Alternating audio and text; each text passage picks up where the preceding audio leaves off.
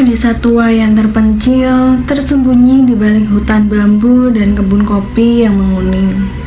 Terdapat sebuah jembatan kayu tua yang melintas di atas sungai Serut. Arusnya tenang, tapi dasar sungainya dalam dan gelap.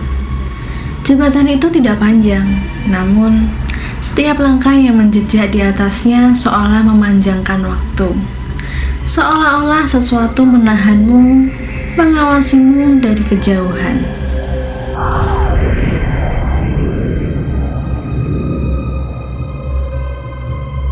Warga menyebut tempat itu Jembatan Serut. Bukan karena pohon serut tumbuh di sana, tapi karena jembatan itu selalu menyerut ketenangan siapapun yang lewat. Tentu tidak semua orang percaya itu.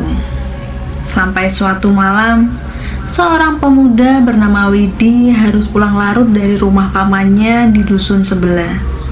Ia menolak menginap meskipun sang paman sudah memperingatkannya.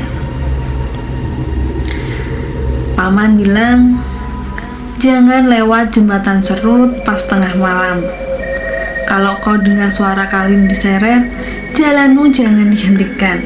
Jangan tengok ke belakang." Widi hanya tertawa kecil waktu itu. Ia bukan orang yang mudah takut, tapi malam itu langit benar-benar gelap. Awan menggulung menutup bulan seperti kelambu hitam yang menutupi jenazah. Angin tak ada, namun dedaunan di tepi jalan bergerak seperti merinding. Sepanjang perjalanannya hanya suara sandal jepitnya yang menemani. Hingga akhirnya ia tiba di pangkal jembatan Serut.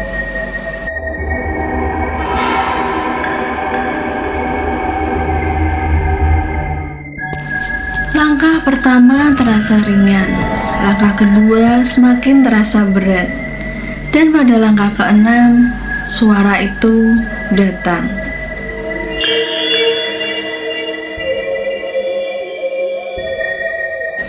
Bukan suara ranting, bukan suara angin, tapi jelas, seperti ada sesuatu atau seseorang diseret di belakangnya. Widi menahan nafas, langkahnya goyah.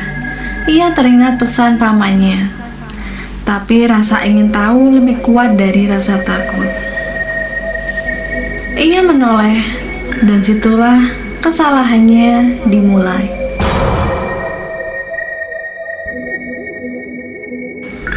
Di balik tubuhnya berdiri sosok yang membuat dunia seketika membeku. Pocong itu berdiri tak jauh di tengah jembatan, seolah menunggunya sejak tadi. Tubuhnya terbungkus kain kafan kotor dan lembab. Ada noda tanah basah di bagian dadanya, dan di ujung kainnya seperti baru saja digali dari kubur yang belum lama ditutup. Matanya terbuka, namun tak bersinar. Hanya lubang gelap seperti liang lahat yang dalam dan dingin. Widi mundur selangkah, tapi jembatan itu tua dan kayunya basah. Ia terpeleset dan jatuh terduduk. Nafasnya tercekat. Di sana, di saat itulah pocong itu melompat.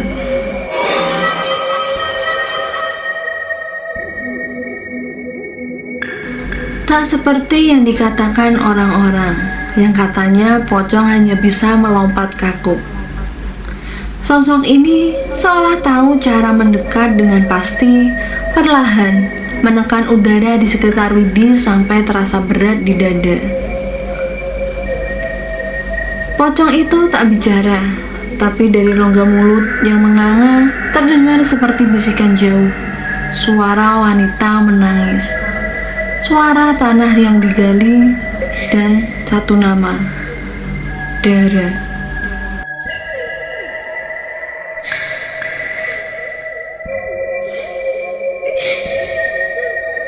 Widi langsung berlari.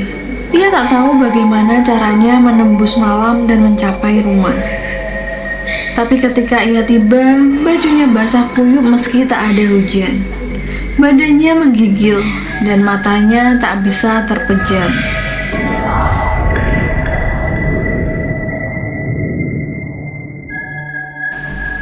Sejak malam itu Widi tak bisa tidur. Setiap menutup mata, ia mendengar suara itu. Kain yang diseret, serta bisikan Dara, dan jembatan yang seolah masih ada di dalam kamarnya. Bahkan bau itu ikut masuk. Bau tanah basah dan anyir tubuh yang lama terkubur.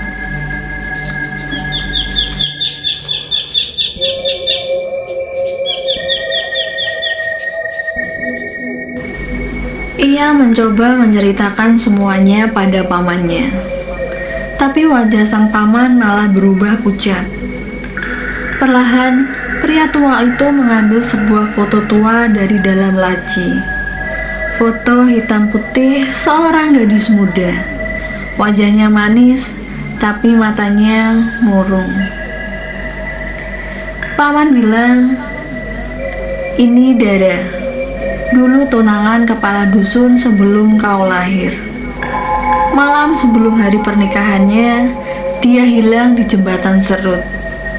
Tak pernah ditemukan. Tapi tiap tahun selalu ada yang mendengar namanya dipanggil dari balik kabut." Widi tak menjawab, tapi malam itu ia tahu sesuatu menuntutnya kembali ke jembatan. Bukan karena ia ingin, tapi karena panggilan itu tak bisa dihindari.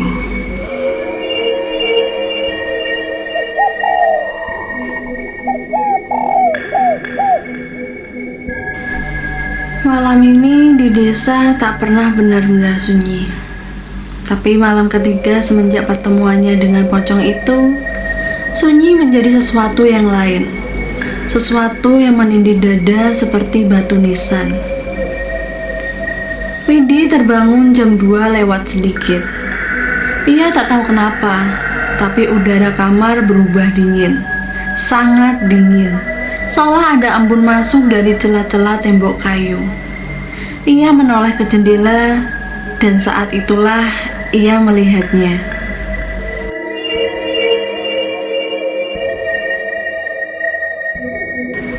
Dari balik jendela, terlihat kepala berbalut kain kafan, melayang perlahan dari bawah ke atas jendela, seolah tubuh itu sedang menggantung di udara.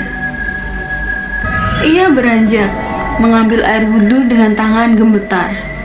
Tapi, air di kendi berubah warna, keruh dan berbau tanah. Tangannya gemetar. Lantai kayu di bawah kakinya tiba-tiba terdengar berderak.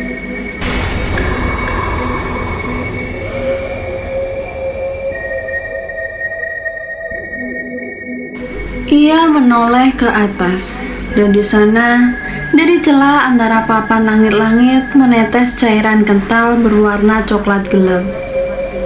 Darah atau air kubur.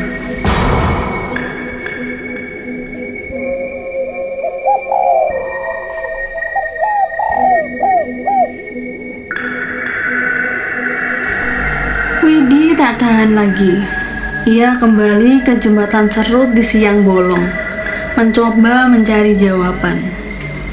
Tapi saat ia melangkah ke tengah jembatan, bau tanah basah langsung menyergap. Bukan hanya bau, tapi rasa. Udara menjadi berat. Langit yang terang tiba-tiba kelabu. Ia berdiri di tengah jembatan lalu berjongkok. Ia merasa ada sesuatu terkubur di bawah kayu. Sebuah lubang kecil seperti pernah digali di sisi papan. Ia menggali dengan tangan kosong dan menemukan sesuatu yang terbungkus kain kafan, masih basah, dan saat dibuka, dalam balutan kain itu bukan jasad, tapi kepala boneka, tanpa mata, penuh dengan paku. Dan di dalam mulutnya, segulung kertas bertuliskan darah.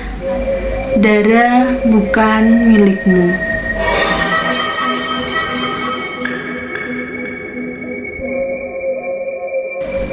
Malam keempat, pocong itu tak hanya muncul. Ia masuk.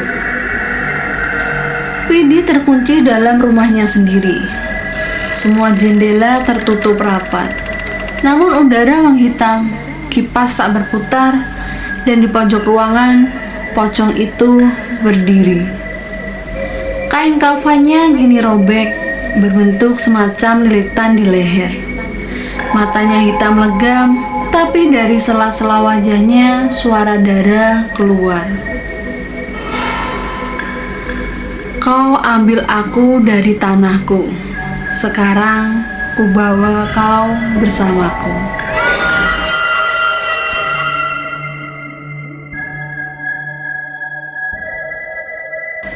Besok paginya rumah Widi kosong. Pintu terbuka, sandal masih di depan, tapi tak ada seorang pun di dalam.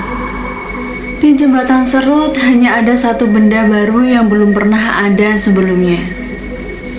Sebuah batu nisan kecil tanpa nama. Di bawahnya tanah tampak baru digali, lalu ditutup lagi.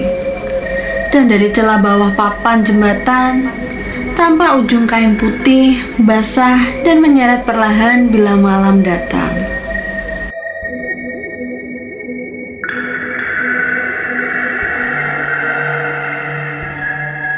"27 tahun sebelum Widi dihantui, desa pernah gempar oleh hilangnya seorang gadis jelita. Dara, namanya seindah wajahnya. Anak sematawayang seorang dukun pijat kampung, gadis itu dikenal santun, ramah, dan sayangnya sangat dicintai oleh dua pria sekaligus. Satu adalah Rito, anak kepala dusun yang kaya dan terpandang. Satu lagi, Riyadi, pemuda biasa lulusan pesantren kecil, tapi wajahnya bersih dan hatinya tulus. Dara memilih Riyadi, tapi kepala dusun tidak terima. Pernikahan itu tak pernah terjadi. 3 hari sebelum akad, Dara hilang. Katanya ke pasar sore, tapi tak pernah kembali. Riyadi mencarinya siang dan malam, sampai akhirnya ia menemukan sebuah ikat rambut Dara jatuh di atas jembatan Serut, tapi tubuhnya tak pernah ditemukan.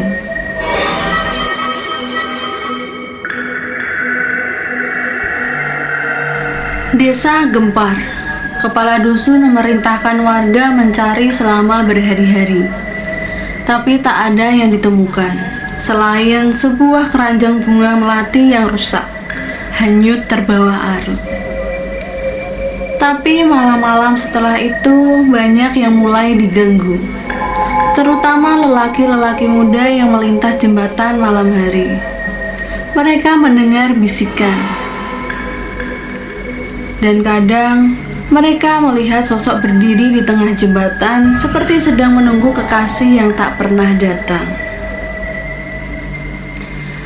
Bertahun-tahun kemudian barulah rahasia sebenarnya terkuak.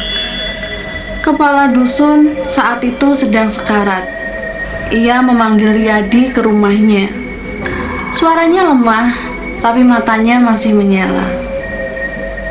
Kepala dusun bilang, "Aku yang singkirkan dia. Aku suruh orangku dorong dia dari jembatan malam itu. Ku bilang jangan dibunuh, tapi mereka panik. Lehernya patah. Mereka bungkus dengan kelambu rumahku dan timbun di bawah jembatan sebelum pagi tiba." Riyadi hanya menunduk, tak ada amarah, hanya air mata yang tak jatuh. Malam itu ia pergi ke jembatan, membawa bunga dan membaca tahlil. Tapi sebelum azan subuh, ia pun hilang.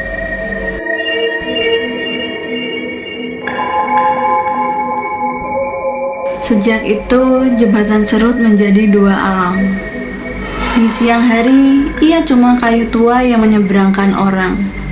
Tapi di malam hari, Ia menjadi tempat antara tempat para arwah yang tak selesai mencari penebusan. Dan Dara tidak mencari siapapun lagi. Ia hanya berdiri, diam, dan membisu. Tapi kalau kau melewati jembatan itu dan kau lelaki, dan kau pernah menyakiti seorang perempuan, mungkin dia akan menoleh ke arahmu, memanggilmu dengan suara tangis dari balik kain kafannya.